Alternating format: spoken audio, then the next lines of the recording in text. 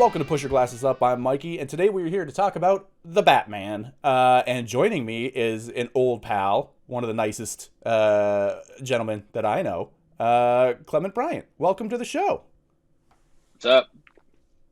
Thanks for having me. Sup is Batman. What's up? Do it. Yeah. So usually with a long-running franchise, I will kind of go into, so what's your history with the franchise? I don't think we really have to do that with Batman. No. It's Batman. It's the most popular superhero on the planet other than Spider-Man. So, yeah, I think we're all set on that. But top level on this here, Matt Reeves' The Batman, what did you think about the movie? Dude, I absolutely love this movie. Like, I saw it at the Chinese theater, so like, there's no better way to see a movie like this in IMAX. And I was like in the middle aisle, in the middle of the aisle, so like perfect seating, everything. Yeah, I Got to saw the the end of that picture movie, of the dude. curtain that you posted. It was dead center. Like there was Yeah, there I was was like, no distortion on the curtain whatsoever. no, my fiance was so pissed. She was like, I hate when you get the middle aisle. I was like, well, there's no better way to see it. And then she's like, I understand now. Also, to be So fair, I completely understand her for that theater because there's 900 seats in every aisle. It is a very long, exactly. yeah.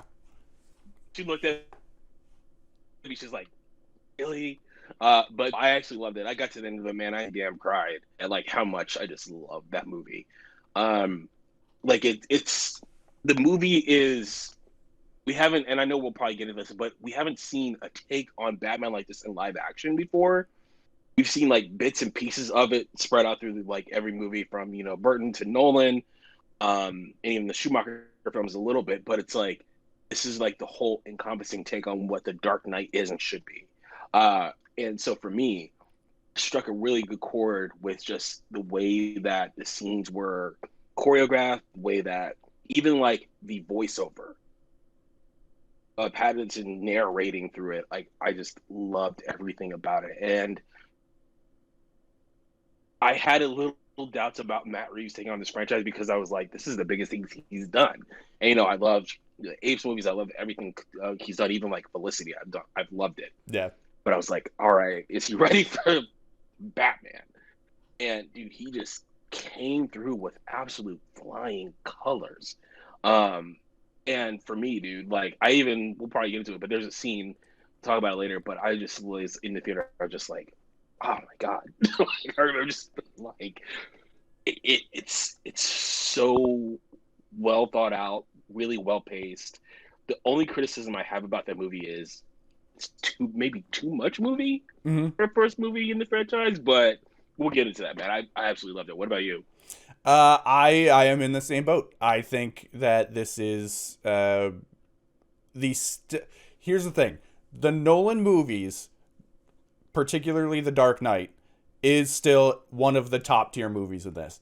I think I Of prefer course. this movie a little bit more because of the style it has. Um, it sort of matches the Nolan grounded kind of vibe, but I think this just has a little bit more of its own thing going on where those movies just feel like Nolan doing Batman. This actually feels like a Batman detective story. And I think that's kind of what you were touching on before, where we haven't really seen that in full. Um, Yeah. it has those notes of The Long Halloween. It has those notes of like Darwin Cook's Ego. It like there's a lot of the hard boiled sort of noir vibe going on with this movie, and the fact that it sort of plays with that in a way towards the end, which like we keep Yeah. teasing. We'll get to those things in more specifics because let's just do top level here. But it teases things towards the end where it plays with the dark tone, and it puts a bright light on it, kind of in a way, without trying to go to the spoilers just yet. Um, there is a turn in this movie where like it's sort of like, oh, this is what you thought this movie was going to be, and then there's just a moment in the climax of the movie where it's like, this is where he's going to be, and it's something that Matt Reeves is able to do. Like, you see it a lot in the Apes movies that he did, is his too, where they are grim through a lot of them, but there is this little bit of hope in them as well. And he's able to balance that out very, very well. And that's why I was going into this movie. I was like, I adore Matt Reeves in general anyway. Particularly like Cloverfield and the two Apes movies that he did. I think his version of Let the Right One In is above serviceable. It's not the most amazing remake of all time, but it's above serviceable. And until a couple weeks ago, I didn't realize the first thing I ever saw him do. He directed a rom-com in the 90s, like leading into when he was doing Felicity and stuff, called The Pallbearer with David Schwimmer. Yeah, right. I saw that. So on the weekends, my dad and I would just like go and see whatever movie. It was like indiscriminate. We'll just go see whatever movie is playing right now. And I saw that movie in theaters.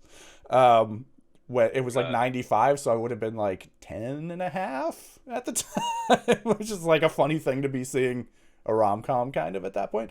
But yeah, like everything he's done, save for that one. But like everything genre that he's done, I've been a fan of, if not head over heels for. So I was extremely excited about this in a way that like I kind of don't let myself do that anymore, because it's too easy to get disappointed by doing that. So other than like No Way Home, I let myself get excited for that because I kind of knew what was gonna happen. But yeah, with this one, I was like, this is seemingly going to be the style of Batman movie that I have wanted for a very long time. And so Nolan's movies still have a little bit more of the straightforward. I mean, not straightforward, because like Heath Ledger blows almost anybody out of the water with his performance in The Dark Knight, but like it's more of like this is a superhero movie. Even though it's grounded, it still has that vibe, especially Batman Begins. Like, still feels a little bit like a late 90s kind of superhero movie.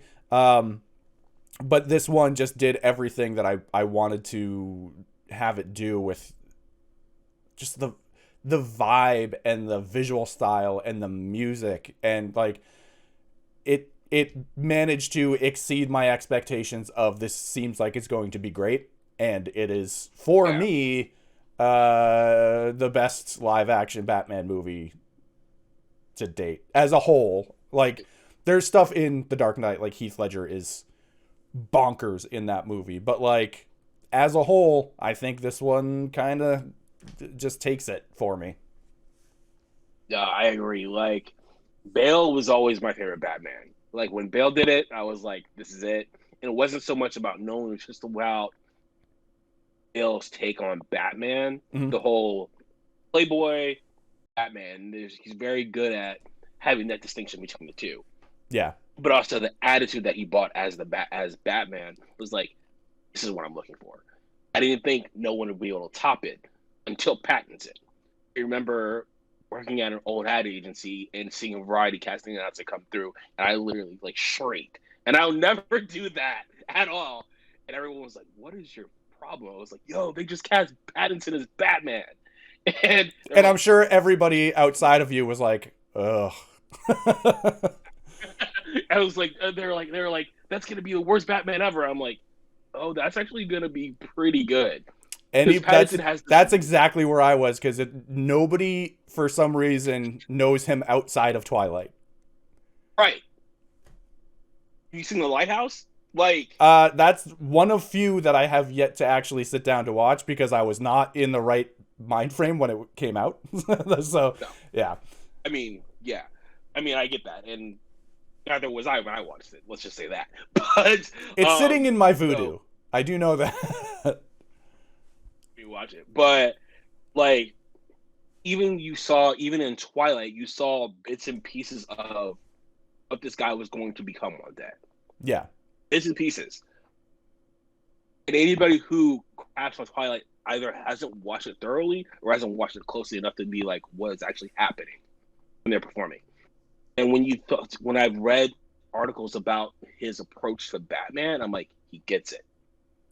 And Reeves gets it too in a way that we haven't had a director or a star get it in the past, which is why it works so well. And even like for fans that have only probably watched the animated series, there's bits and tones of the animated series that are in this movie as well. Yep. And it's amazing how Reeves is able to take from all these bits and pieces of Batman lore and history, comics, live action, video games, and put it in this movie. And even Greg Fraser's cinematography, dude is coming close to Roger Deakins for me right now. Like, I gotta say it. And I never thought anybody would. Well, that's the thing is, like, when you look at his filmography, you have like Rogue One, and like there's movies where he just nails the visual style for that movie. It's not exactly. Just, you know, we need somebody that is competent and can, you know, just make a movie look all right. Like it looks good. That's fine. But like he actually is able to, and this goes for the music as well, Michael Giacchino, like they got the right crew of creatives to actually sit down and be like, what should the vibe of this movie be? And they all managed to come together in the same spot. And that is something that is usually, you know, one thing, like a director or a cinematographer or a composer and the actors, like it'll be like 2, maybe 3 parts, not all of it will come together. Everything in this movie just came together and matched. And that is sort of where it all comes together. You did say something earlier, though, which I agree with, is this is a long movie. I felt the length of this movie. Like I felt it like we saw it at 10:45 or like 10:20, 10:45. Oof. So we got out. It was like almost and my girlfriend was like, that movie was worth it, but I also hate you for taking me so late. And I'm like, I mean, but though it's like it's not a big thing for me with the length. I felt it already. There were, even though like we're talking like we love this movie, there's a few slow parts in it that you're like, all right, let's cruise through this. There's a moment where you disassociate. That's the thing, is you like disassociate with the movie and come back to reality, and you're like, yeah, it is kind of long. Because like the thing is, there's nothing really trim out of this movie, I don't think. But I agree. A thing Matt Reeves loves to do is linger. And there are shots where like nothing's necessarily happening. It's just a lingering shot that is just like letting the moment sit, which is fine, but he uses it a lot. And I think some of those could have been trimmed down, and you probably could have saved upwards of like 10 minutes. So like that's really the only thing I can say about it, is the fact that like, yeah, it's a little bit long, but I honestly don't know what could come out of it, because it's sort of, it's a 3-act movie, but like act 1 is just very, very short, and act 2 is like almost the whole movie. So it is like it's one of those things where it's like there's not a lot of trimming. There's a lot of movie here, and it would have still been long, just not quite as long. It would have been, you know, 2 hours and 45 minutes. Like it would have been, we probably still would have felt a decent amount of sitting at that point. But yeah. And I think kudos to Warner Brothers for letting Reeves do that, because I think the old guard of Warner Brothers that, you know, was in one when Snyder was doing his stuff would be like, you got to cap it at 2 hours minimum. Yeah, that's it, and impose some sort of restrictions or other restrictions on him, and they let Reeves just do whatever he wants. And I didn't expect him to have that level of freedom, and I think that's the thing that I'm bringing to this. My reaction to it is like the level of freedom that they gave Reeves is the same level of freedom that Nolan had back in the day. Yeah, They let the And director direct. exactly, Yeah. and it's like, and I'm not bringing up drama, but like you saw like with Snyder, they kind of lingered a lot of rules and restrictions against him, whereas like Reeves was able to do whatever he pretty much wanted to. There's even shots of this movie that I can't believe they let him get away with. Like, Yeah. and and I was like, this was a conscious choice to let him do this, and to also let him stick with this and keep this cut in with the way it is. So for me, it's not. I don't want to say it's my favorite Batman movie yet because I might need another watch, Yeah. That's but fair. it's up there. It's It's like yeah, it's up in the there conversation. already. It's like my top three would either be Dark Knight Begins and then 89 Batman. So Yeah. it's like, but now I'm like, Mike Keaton, like, Yeah. I don't want to For say me it. for me it's a little more when I was rearranging it the other day, I was sort of fighting with myself like, okay, I think it kind of sits along the same level of movie as The Dark Knight, but I prefer the style for this, so it gave it a little bit of a bump. Yeah, And in my personal ranking, just because it's not a matter of like quality versus just favoritism on it. I had Returns and then The Dark Knight, and uh, it came down to what is the vibe I prefer versus the nostalgia of it. I had to right. kind of pull apart that aspect of it, and so for me, like going above Returns because that was one of the earliest movies I saw in theaters. Because I am an older, but yeah, the Returns is probably one of the first 10 movies I saw in theaters. So I have like a very Yeah, strong connection to that movie. Um, and then parents got mad because the penguin had black blood coming out of his nose. But yeah, the thing with that movie is it has that pull that is like very strong childhood pull. And Michelle Pfeiffer was an awakening. But I mean, yeah, yeah, but the thing is like I sitting them just side by side as a sort of clean comparison. I think if I were to like sit down with a film to like watch a film, it would have to be this one. yeah, Versus if I wanted to sit down and relive something, it would be Returns. And so I had to kind of give it the nudge to this one for a similar reason to giving it over The Dark Knight, because it's like there's something that just like I feel like with Returns you get what you get with it. You're not gonna like exactly. learn a lot of new things with it, but I think with this movie, upon more viewings, there will be more things that I pick up on. And sure, that is a matter of I have only seen this movie once compared to Returns I've seen dozens of times. But like Right. even still, like it Returns is a little more surface level, whereas this has an evolution of character in it that I think that we have not seen for Batman, even in the Nolan trilogy. Um, so yeah, Yeah, and I think that's a good point. It's like, and I don't know if you want to get into spoilers yet, but like the way that the the thing I like about Pattinson's Batman is you're seeing him as a young man. yep, Like he's like in his like mid 20s, maybe late 20s, like 25, 20 to 29. And you see that he is still seething with anger. And even me as a Pattinson fan didn't expect that from him in this movie. yeah, Just this like seething rage that is just blowing right below the surface.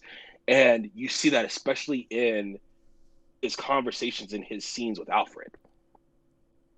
And even though that we're seeing this pairing of Pattinson and Serkis for the first time, I felt like, oh, they have drama. And even it's like it's something that even Nolan didn't get into a lot of it. He touched on it a little bit, but this movie was like, oh no, they are. Alfred may have raised him, and Bruce is appreciative of it, but there's a lot of stuff that he holds against Alfred, almost Yeah. in a way like he's more mad at Alfred than his own dad. Right. And Because he can't show that to his own dad. exactly, He has a face exactly, to push that anger towards.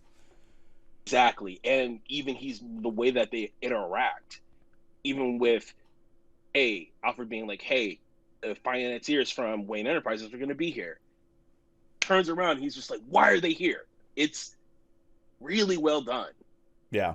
And even like when Alfred is in the hospital, which by the way, hitting up Alfred in the first movie, I'm kind of like, I I'm thought for that some reason, I thought they were going to do it. Yeah. it's like I'm a little mad, I'm a little offended, but it's okay. But in the hospital, be like, all right, I'm not gonna bring in my drama because the dude's in the hospital. It's fine. He's like, why didn't you tell me all of this stuff when I was younger? Yeah. Why am I just finding out about this now? And you really thought that this was going to be the end of Alfred and Wayne as it is.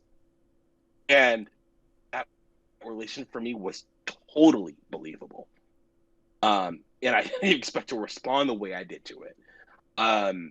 Those are the kind of things that I really appreciate about this movie. Even someone like Colin Farrell.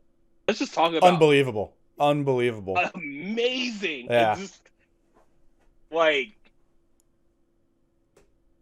I'm speechless because I never would have said, "Hey, let's cast a penguin. Let's put Farrell as the penguin." I would have never said it. Never would have came across my. I would have been like, "Okay, I don't know how And they're gonna do that, but okay." what's crazy is, like, obviously he's wearing a lot of prosthetics, but like, he's not just lost visually. You can't tell it's him in voice at all. Oh, Like, we've seen oh, plenty of movies where he's using an American accent. If you were to just show me this without telling, like, if I didn't know it was Colin Farrell, I would not ever figure it out. Like, it is no, that intense of a delve into character, which is wild. And like, something that I think that Colin Farrell, like, in the early part of his career, he kind of got that like leading man sort of uh unfortunate typecasting, where like yeah, he did a good job in some perfectly okay movies, but like, I think you see it weirdly enough when he's Bullseye in Daredevil, where it's like, oh no, this guy's a yeah, character actor. This guy like wants to go hard. And like, regardless of if that movie came out great or not, like, I would say not so much. There's some enjoyable stuff, but it's not that great of a movie. But like, you see him going to the mat with that character. Like, you see him going yeah, hard, and I think it was just a circumstance of that era of movie making where he wasn't allowed to continue to do that. He had to be the yeah, serious leading man, and not be able to play. And that's a bummer, because like, over the past couple years, um, like, I want to say, was it no, it was before The Lobster even, where I started to be like, oh shit, he's like coming back. Um, yeah, it was like Saving Mr. Banks, when during the flashback scenes in that, like, he was really doing some heavy lifting with the drama in that. And that's, I mean, that's a movie about Walt Disney getting the rights to make Mary Poppins. Like, it's a yeah, movie where you don't expect sort of that kind of performance. I expected that movie, before going into it, to be almost entirely lighthearted, because it was like, it's Tom Hanks playing Walt Disney. Like, it's like what do you expect? Yeah, so to get Exactly. that was sort of my moment of like, okay, he's coming back with what he's always wanted to do. He's gonna be able to actually like hold his own in these scenes instead of just like being the handsome guy to like deliver the lines. And that's, I think this is sort of the culmination of that. Like through the past 7-ish years, like this is where it finally like went full force, and it's a miraculous thing to see, kind of. I mean, even like one of my favorite performances of Colin Farrell is in Bruges. Yeah, Like that, him and that movie alone, you start to see exactly the kind of things you're talking about. This dude that just wants to go hard. That is just he's in the movie, gives 110%. yep, Even something like Dumbo, I was like, all right, he's going eventually. He's going to. I even think he should maybe it's too early, and we know how the Academy feels about popcorn movies, superhero movies, but right, maybe a best supporting actor nod. Like he's that good. yeah. And that's the Like thing is he's like the level that he's on in this movie, you could kind of say that for people that we don't see a lot of in this movie. Like yeah. John Turturro is also phenomenal in this movie. He is a very imposing presence in this movie. Um, and there's just like this quiet authority to him, and like we see him a lot of the time. Like he'll do drama, but a lot of the time we see him being like, for a big budget movie, we see him being kind of a goofy character, like Yeah. Transformers movies and stuff. But like in this movie, he is an imposing character. Like he is actually like a terrifying mob boss for this movie. And it's, he barely raises his voice. It's nuts. Like, and I guess that's a comparison. Like, now I'm not gonna say no shade against Tom Wilkinson, but Yeah. his Carmine, it like I didn't fear him. I'm like, okay, this guy's an important character that you should fear. Okay, noted. But in this movie, Turo is like, I'm like, oh, man, like this guy is, ooh, okay, like even for those scenes that he had with Catwoman, with Zoe Kravitz, I'm like, watch your back. Like this guy Yeah. is kind of, he might do something. Well, that's the thing. I think Wilkinson is good, but he's doing a little bit more of a stereotype mob boss, whereas Turturro is pulling a little more Brando. He's pulling a little more Godfather of Yeah, like, he knows he's in charge, so he doesn't have to try to go over the top with anything. He will just stand there and say what needs to be done, and it gets done.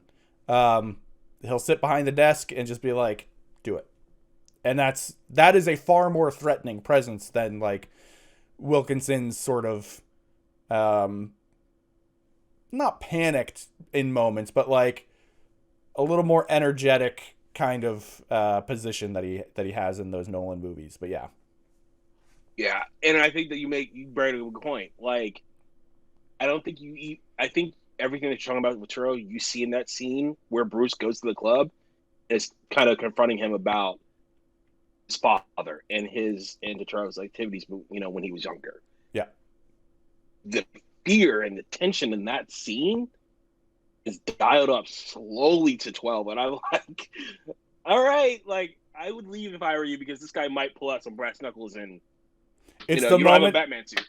It builds to the moment that he puts his hand on Pattinson's shoulder. It's like that moment is like, what's gonna happen?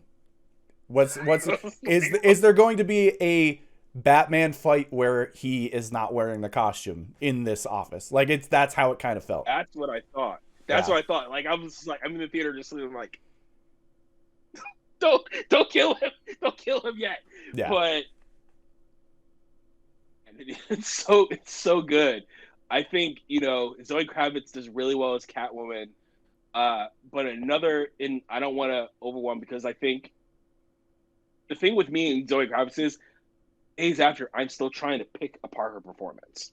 Yeah. and being like trying to analyze it. I think her performance is the hardest for me to analyze because I haven't seen it. We haven't seen a Catwoman like this ever before. Yeah. Um, It's I could either spend she probably an she hour doesn't talking play the about it. personas, or Exactly. usually they play a single persona is what I should say. She is actually doing the I'm wearing a mask, um, Hmm. which is sort of that is a big theme of this movie. Like that's Riddler's whole kind of theming is like, sure, we've seen the whole like Batman made the villain story before, but like this one is a little more impressive, I think, because of the way that they handled sort of the fringe social media forums kind of way with Riddler. It became a little more real than like, as great as Heath Ledger's Joker is, like it is more over the top, where this is a little more like, this feels like it could happen in real life. Yeah. Like a person like this could come out of this situation. So, yeah, I think that having Zoe Kravitz play Catwoman and Selina for whichever situation it needed to be was where this movie actually like exceeded with her character. Yeah. And, I was like, I want them to be together. Why is she leaving? Why is she leaving Gotham? Why? I'm like, no, just stay. And then I'm like, all right, I get it. Paul Dano. Yep. I Unhinged. like there are synapses just dangling in the back of this dude's head that are not connected. Yeah. I, he nearly tops Ledger for me. Nearly It's comes close. very close, Yeah. very close, and I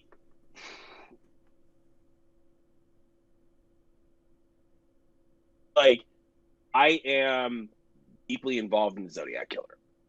I researched the Zodiac Killer You because I'm like, are the Zodiac. I'm the Zodiac. No, it's like, you know,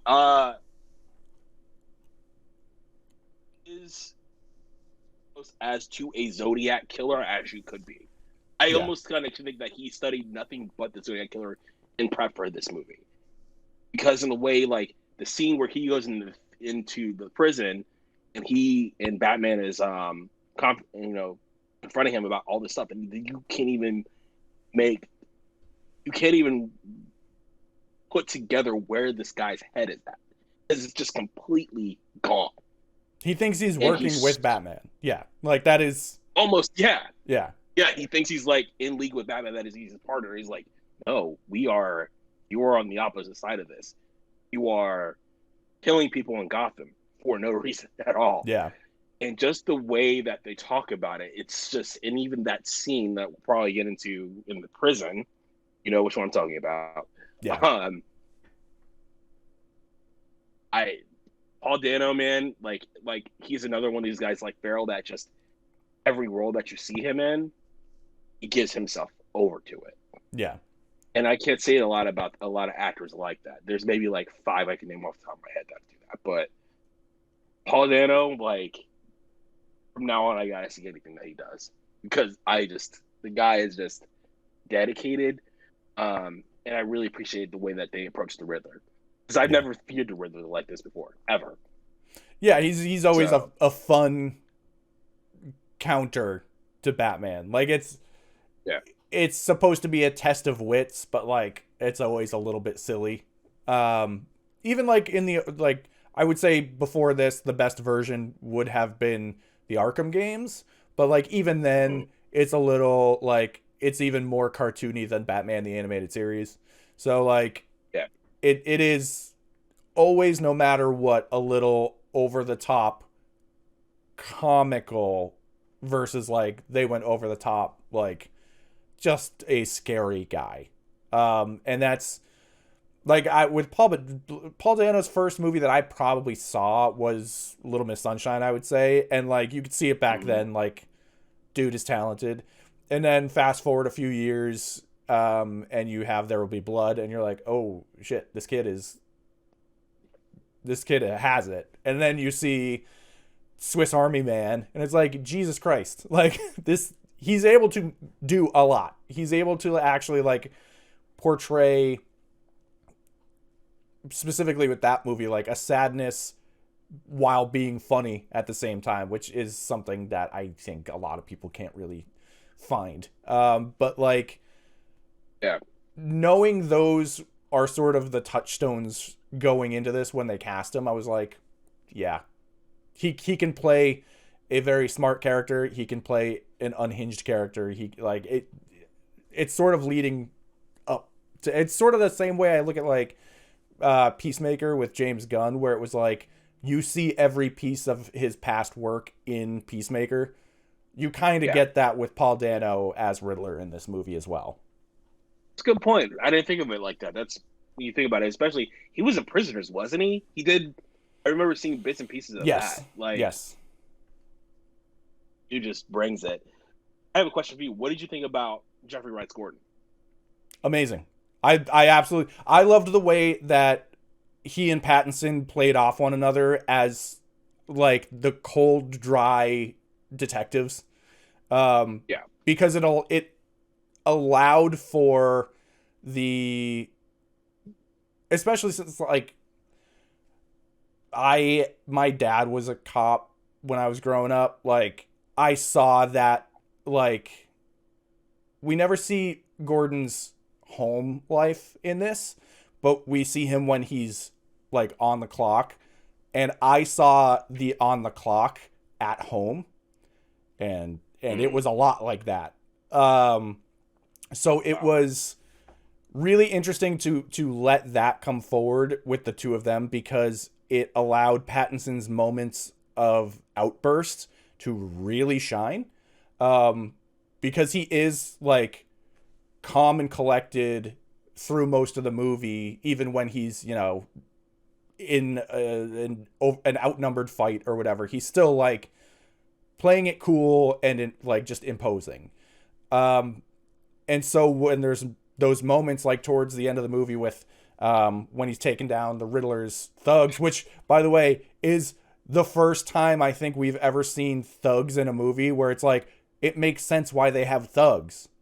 Like it's with the Joker. Good point. With the Joker in the Tim Burton movies, it's just like why are there just a bunch of clown people? Why like we've never really gotten an explanation for why there would be a followers kind of thing, and the way that they handled it in this movie I think was fantastic.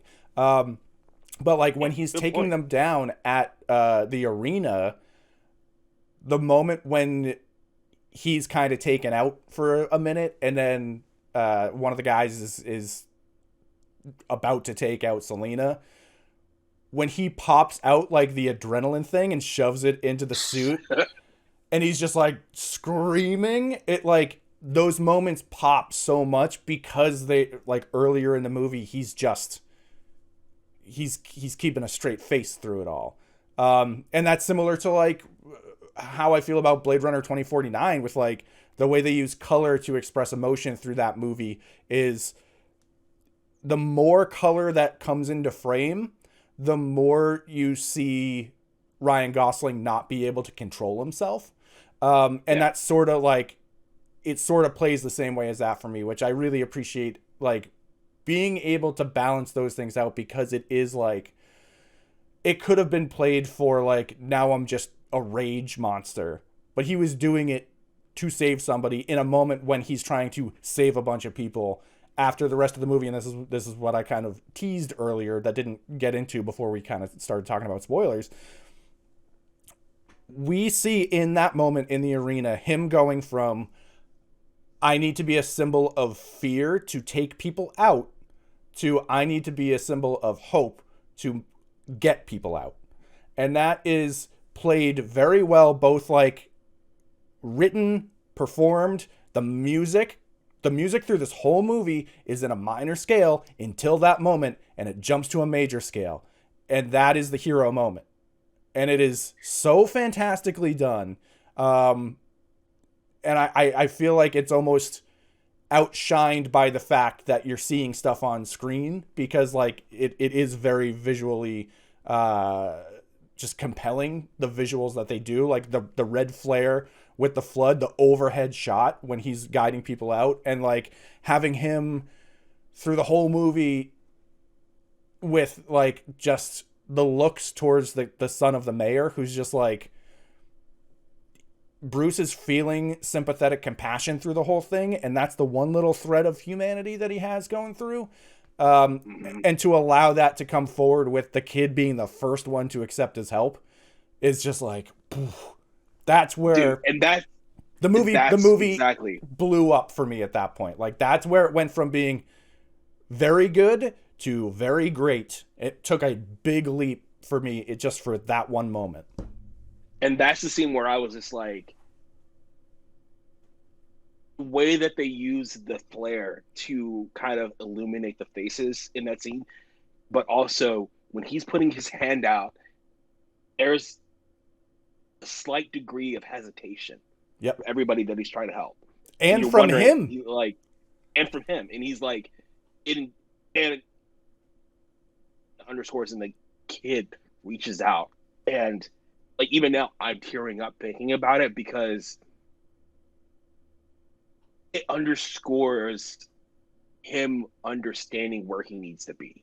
And them understanding that, hey, why the criminals may fear this guy, we don't have to. He's here to help us. He's here to save us. And he's pretty much one of the only 3 guys here trying to help us and help the situation. Yeah, because he, like, you see through this whole movie that he is living in his anger. He's living in his sorrow. And the fact that you see it the first time, like in the apartment where the mayor is murdered, you see him glance over at the kid, and you see him say, like, in that moment, recognizing he did not have somebody there to guide him when he was in that same position, and that he needs to be that. And to give the reward of that to the audience at the end of the movie, where he not only recognizes it, but says, I'm going to be that. That is the, like, being a symbol of fear is fine for getting started, but to continue on, you need something that can light up the sky more than fear. So like the bat signal literally in the sky needs to transition from I'm scaring people that are doing bad to I'm going to help people that are just trying to live their lives. And that is the moment when like that metaphorical aspect flips the switch and he literally takes it on. It's and I think the brilliance of using an overhead shot to symbolize all of that happening. Yep. Like, I was in tears, dude. I was like, I don't think I've ever cried at a Batman movie before. This was the first movie that I was like, oh wow. Like, and even like when you see it, like when they have something in the way, which by the way, the use of something in the way in the movie, well done. When you're seeing used a lot, the girl who was on the stretcher, used a lot, but still really well done. It was still fine. It was just it was still fine. It did occasionally get to a point where I was like, oh, again. But they used it well regardless. The different versions of it, like what in the Batmobile sequence, like when they're using it in that and like going really hard with it, it's very, very good. Like, well, I want to come back to that Batman, that Batmobile scene. But when you see that girl in the stretcher and she's like clawing to get out because she doesn't trust him, and he's just like the eye movement, just being like, it's okay. Like, oh man, I'm like, it really hits. It's crazy. It's crazy that Batman has good bedside manner. Like that is the kind of thing that you're like is a doctor kind of moment. And like it Mm-hmm. plays well to his history as his father was a doctor. Like it there's these little subtle things that just come in and play really well in this movie that I think could be missed if you're not like thinking about that perspective. And that's the thing. It's like we talk about how comic book movies are these popcorn movies that don't have soul, that don't have feeling. When really you're seeing it through these movies. Yeah. And Batman is pretty much the strongest example of that to date. Yeah. But also that Batmobile scene, dude, I was like, yo, is this Christine? Like, are you like it feels like Christine. I It's a don't know if ghost you car, man. felt like that. Like I was like just like and at the Chinese, you're hearing it and you're feeling it in your chest when he is stepping on that man. That whole damn scene, I was like, 5-year-old me would be off the walls right now. So you saw it in IMAX, which is like cool, huge screen. That's fantastic. There's technically no benefit to seeing it in IMAX because there's no extra screen space used. It's still just in standard format. But like when you go back to see it again, see it in a Dolby Cinema because Ooh. it was mastered and finished to take advantage of the color scales that their projectors can actually reach.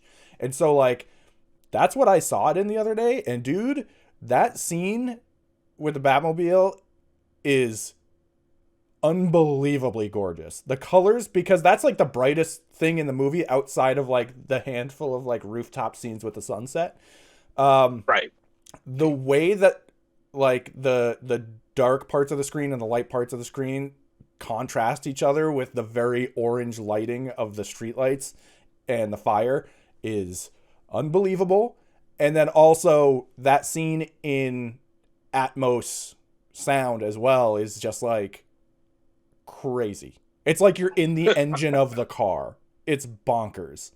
So I would highly suggest when you go back to see it again, do it at a Dolby because it is I've been a proponent of Dolby for a long time. I love the extra real estate on the screen that you get with IMAX, but like on the tech side, Dolby is my preferred way to do it because it is like a stunning picture that you actually get with it. And this movie, you're gonna see it immediately. Like the way it handles shadow, you're probably not going to be able to like even compare the two versions at that point. Good. That's a good note. I mean, that's a good note, and it's like, and I think this is why we're friends because, you know, I'm here in LA working in entertainment, doing all this, and no one really talks about the technical aspect of it. Yeah. Even here, unless you're on set, no one is really talking about the technical aspect of Dolby versus IMAX versus something like 4D. You're not really talking about those specifications, which it's the I think is marketing really side important. that you get mostly. Exactly. Yeah. Exactly. And that's my job. Yeah. That's my job. So, you know, that, and I didn't even really think about that because I was just like, I need to see this on the biggest. Yeah. No, that's totally possible. Like, I can't right. blame you for that. That's where we saw Doctor Strange, the first Doctor Strange together there, and that's where I saw Interstellar as well. And that was crazy. Like that was where to see that movie for sure. I saw it at the Chinese, so like I know what you're talking about. But like yeah, with this movie, it is all about color and shadow. So anybody that has the ability to see this movie at a Dolby Cinema, which for a lot of people is going to be at an AMC, 100% do it because yeah, it is absolutely phenomenal how this movie looks. Like that's the overhead scene with the flare is so rich and saturated. It is like I'm sure it looked great at the Chinese theater, but like it is so all-encompassing red that like it lit up the theater like a horror movie. It was unbelievable. It was so cool. God. Yeah. Oh man, I need to see that. If I wasn't doing wedding stuff today, I would definitely go be seeing it again today. Yeah. But man, like I this movie, and I I don't know how many more times. Like, let's just say this: I've never bought a piece of merchandise for more than maybe $100 for a movie. Right. Warner Brothers Studio has a replica Batarang for going for almost like $530. I'm thinking about buying, just being like, hey, Batarang, because I love the movie this much. Yeah. What's crazy It's is so good. AMC has that ridiculous popcorn bucket that's just the Yeah, cowl, which is absurd, and like the only thing I could think of was Temple of Doom with like the monkey heads. But right. when it's closed and isn't covered in grease, it actually like Lee from Nerdist posted a picture the other day because he got it. It actually looks really cool when it's just closed and not like covered in popcorn butter and stuff. Which is Yeah. kind of wild because it is such a stupid popcorn bucket. I'm like, we got a popcorn bucket, and I was like, all right, we should have gone to see this at the AMC. Like, just for the popcorn bucket alone. Hey, if you go to a But Dolby screening, they're a lot of the time at AMC. So I might go see it. I might even just tell my fiance, hey, we're not doing wedding stuff. We're gonna go see the Batman again.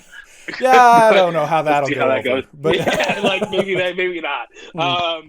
But but yeah, man, this movie just hits every note possible. I don't know if you want to get into the whole Barry Keoghan of it all. We can go over that real quick before we round out the episode here. This the tease at the end of the movie, not a post credit tease. It is a Right. genuine like important Riddler scene in the movie. Um, it has a Joker in it, which I I appreciate the actor playing the role. You eventually you have to get there. Um, I don't love it in this movie. Um, I would prefer, especially so, Matt Reeves was, and I think Robert Pattinson were teasing Mr. Freeze as like a potential thing that they could follow up this movie with, which I love. I love the idea of like the style of this movie with that kind of sci-fi villain aspect. And then in my Pretty good. head, with this movie, like when we after we got the very first teaser at the fandom thing that DC put on, the first one, the vibe that I got was they could be pushing towards Court of Owls. And so I like the idea Mm-hmm. of following this movie with Mr. Freeze, and then you find out in that movie that he was funded, his work was funded by a secret society of wealthy Gothamites, and so that would be like the tease of the Court of Owls for the third movie. Um, I mean, it could still technically go that way. I guess Matt Reeves said that the intent of this was not to set up Joker for the next movie in an interview the other day. So that is a relief for me. But I do think it's a very solid actor for the choice of that role. Yeah, and I see. Here's the thing. I like Barry Keoghan. I like a lot of his work. I like what he did in Eternals. For me, he was actually originally cast to play Yorick in the Why the Last Man series Yeah. before Would have all been that stuff perfect. happened with Would have him. been perfect. Would have been great. Would have been great. So for me, him being the Joker, I'm like, okay, actor on the rise, makes sense, good role. I didn't. I was okay with it in this movie. It didn't detract or add to the movie for me in either Yeah. way. It was just It there. was just more of like it was just there. Yeah.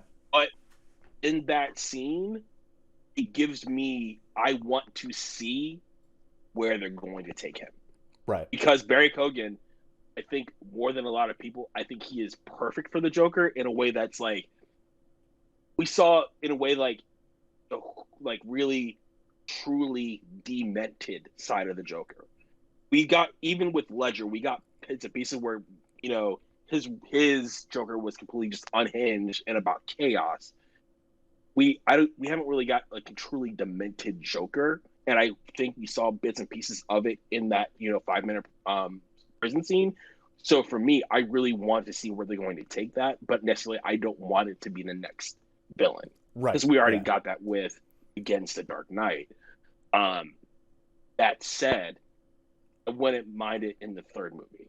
Maybe not for the next movie, because I really do want to see third-party Agent of Chaos for the third movie. Exactly. Yeah. Court of Owls for the next movie, that should be where it should go. Right. But who knows? Yeah, yeah, man. Thank you for having me on. And before we even head out, I do have one last thing about that. Is like you say the demented Joker thing, but like I think something we haven't seen even in the Jack Nicholson version is a manipulative Joker. Yes. And that is the vibe that I got from this, because he is like, he's talking to Riddler in a manipulative way to get him to befriend him. And that is sort of an interesting side of the character that I think that Matt Reeves could certainly do, because he did it really well with like the Apes movies, with having to set up sort of factions with like, especially in Dawn, and then he follows through with it but like the Koba stuff in the Planet of the Apes movies, he does that manipulative evil in a way that I think works really well for this. So yeah, like it certainly would be an extremely interesting thing to see. But yeah, I'm with you that like it's too easy of a character for the second movie to follow up with, to me, where it's just like it's a given. So it's that's. And I don't even know how they would approach Mr. Freeze with this style of it. Like, I'm like, how would they even do it? And for me, that gives me, I want to see that. It's exciting because it's hard to believe it could be pulled off. Exactly. Yeah. We didn't think we would get a hardboiled detective story Batman. Look what we got. So now that we had this, and hopefully if WB is following the way that they announced the Dune sequel, we'll probably have a sequel announced tomorrow or Tuesday.